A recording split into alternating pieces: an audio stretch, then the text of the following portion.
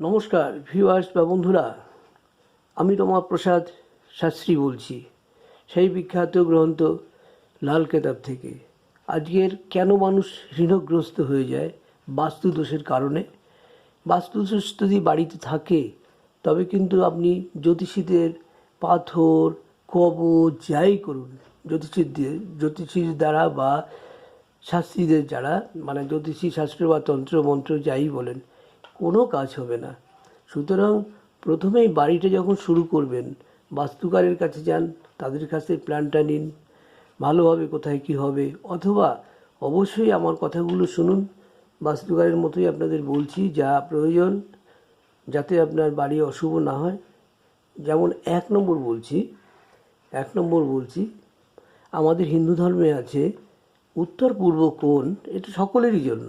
উত্তর পূর্ব কোণ হচ্ছে দেবকোণ। উত্তর পূর্ব কোণ হলো দেবকোণ। এই দেবকোণে আমরা যখন বাড়ি করা শুরু করি তখন কিন্তু ওই দেবকোণে ব্রাহ্মণ এসে পুজো করার পরে সেখানে ঘটে একটু সোনা, একটু রূপো ইত্যাদি ইত্যাদি দিয়ে ওর মধ্যে রেখে দিয়ে নিচে রেখে দেয় ভিতরে। এবং ওইখানে যদি খুঁজে আমরা পায়খানা বাথরুম শুরু করি, অবশ্যই জানবেন আপনার বাড়িতে শুরু হলো আপনার অশুভ সময়।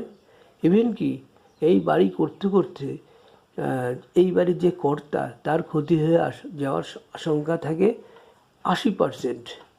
এবং যদি নাও হয় তাহলে কিন্তু তার এমন একটা অসুখ হয়ে যাবে, সে অকেজ হয়ে বাড়িতে পড়ে থাকবে।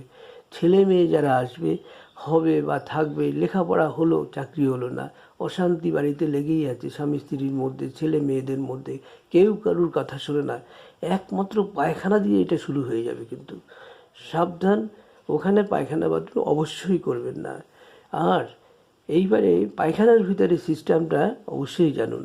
পায়খানার ভিতরে সিস্টেম হচ্ছে, আপনি যখন পায়খানাটা তৈরি করবেন সেটা দক্ষিণ মুখ দরজা হতে হবে, এবং পায়খানার প্যান যখন বসানো হবে অবশ্যই উত্তর দক্ষিণ হয়। দক্ষিণ দিকে মুখ করলে সবচেয়ে ভালো হয়, যদি না হয় উত্তর হোক তাও ভালো, কিন্তু পূর্ব পশ্চিম যেন না হয় কখনোই। না দরজা হবে, না আপনার পায়খানা বাথরুমে যে প্যান বসছে সেটা হবে। এটা হলে কিন্তু এটাও একটা বাস্তুদোষের কারণ হলো, এবং আপনার বাড়িতে নানা রকম সমস্যা শুরু হবে। তবে দেবকোণে করলে যত বড় ডেঞ্জারাস ক্ষতি হয় সেটা না হয়ে এখানে কিন্তু ক্ষতি কিছু হবে, অল্প ক্ষতি হবে, কারণ নেগেটিভ বাস্তুদোষ শুরু হয়ে গেল। সুতরাং এগুলো অবশ্যই মেনে চলুন।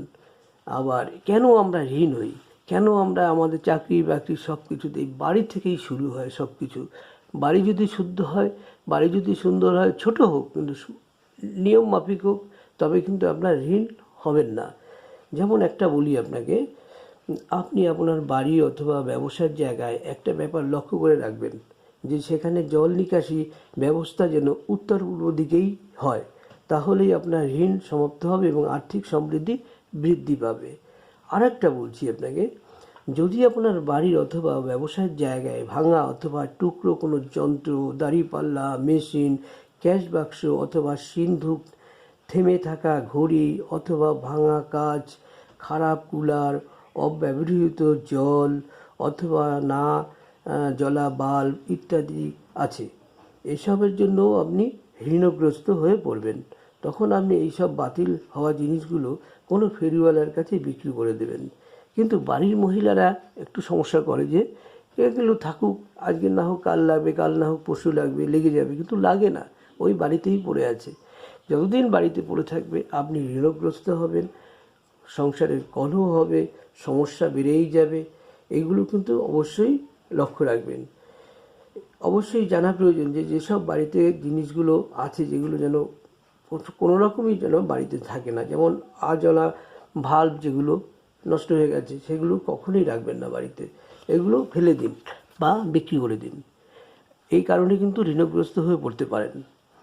আরেকটি বলছি, বাস্তু ঠিক হলেই কিন্তু আপনাদের ঋণ শেষ হয়ে যাবে, এটা আমি শিওর।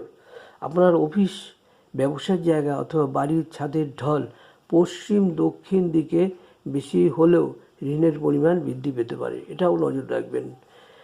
আচ্ছা, ঋণ খুলেছেন, ঋণ করে সকলকে বলতে শুরু করেছেন, পাড়া প্রতিবেশী যদি কেউ আসে তাকে বলছেন আমার এটা সেটা ওটা বলতেই থাকছেন। না, এগুলো যত বলবেন তত সমস্যা বাড়বে। এদিকে নজর রাখবেন, আপনার ঋণ আপনি করেছেন, সুস্থভাবে ধীরে ধীরে সৎভাবে এই ঋণগুলো আপনি শোধ করতে পারবেন। এটা কিন্তু অবশ্যই খেয়াল রাখবেন। 14 জনকে সকলকে আপনার দুঃখের কথা বলবেন না।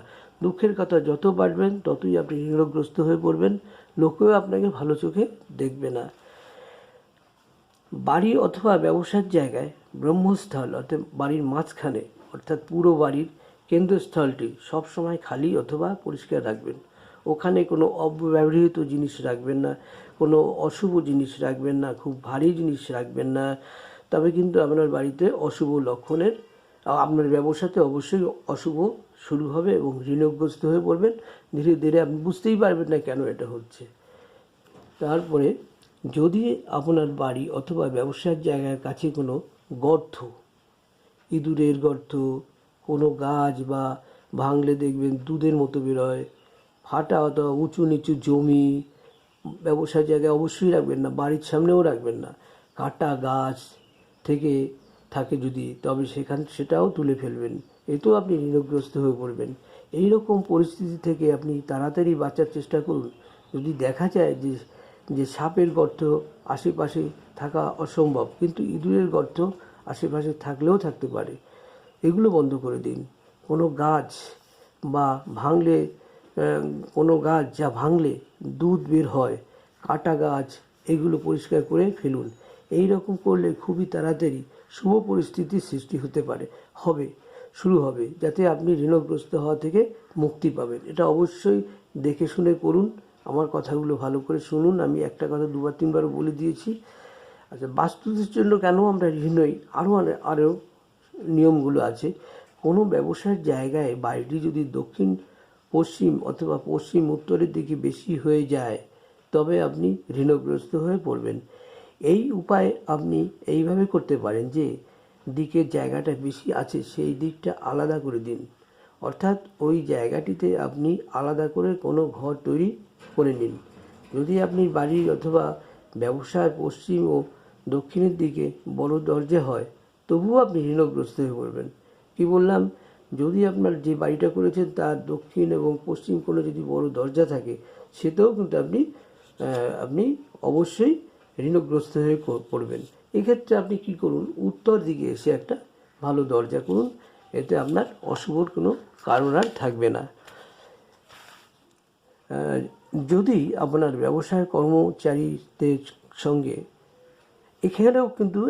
এখানেও একটা কথা বলে দিচ্ছি যে ধরুন আপনি যে ব্যবসা করছেন সেই ব্যবসায় আপনার অনেকগুলো কর্মচারী আছে, তাদের সাথে আপনি কিন্তু ভালো ব্যবহার করছেন না।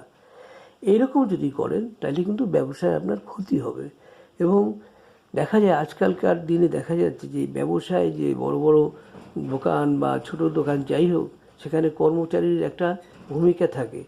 এই ভূমিকাটাকে যদি আপনি হেয় করে দেখেন, তাকে শুভ জিনিসটা না দেখান, এবং আপনি যদি ধরুন তার বাড়িতে কোনো অসুবিধা হচ্ছে সেটা দেখলেন, সুবিধা অসুবিধাগুলো দেখবেন, টাকা পয়সা ঠিক মতো দেবেন, তার সাথে মিষ্টি ব্যবহার করবেন, এটা মনে করবেন যে আপনার ব্যবসারই একটা অঙ্গ, তা বন্ধুরা, এই কথাগুলো বলার সঙ্গে সঙ্গে একটা কথা বলবো যে আমাকে একটু সাবস্ক্রাইব করবেন, আমাকে একটু লাইক করবেন, সাবস্ক্রাইব করে ঘন্টাটা একটু বাজিয়ে দেবেন, এবং লাইক শেয়ার করবেন এবং কমেন্টস করবেন। আমার কথাগুলো কেমন লাগলো সেটা অবশ্যই একটু কমেন্টস করবেন। সেই সঙ্গে বলি, কর্মচারীদের লক্ষ্য রাখুন, তাকে মনকে তার কষ্ট দেবেন না। যদি কষ্ট দেন তবে কিন্তু আপনারও জীবনে ওই দোকান ধীরে ধীরে ঋণগ্রস্ত হবে, ব্যবসা আস্তে আস্তে বন্ধ হবে, আপনি ঋণগ্রস্ত হয়ে পড়বেন। আপনার ব্যবসা কেন যে নষ্ট হলো এটা আপনি বুঝতে পারবেন না। অবশ্যই কর্মচারীদের সাথে সুন্দর ব্যবহার করুন, আপনার ব্যবসা উন্নতি হবে, ধীরে ধীরে আবার ফিরে আসবে। নমস্কার বন্ধুরা।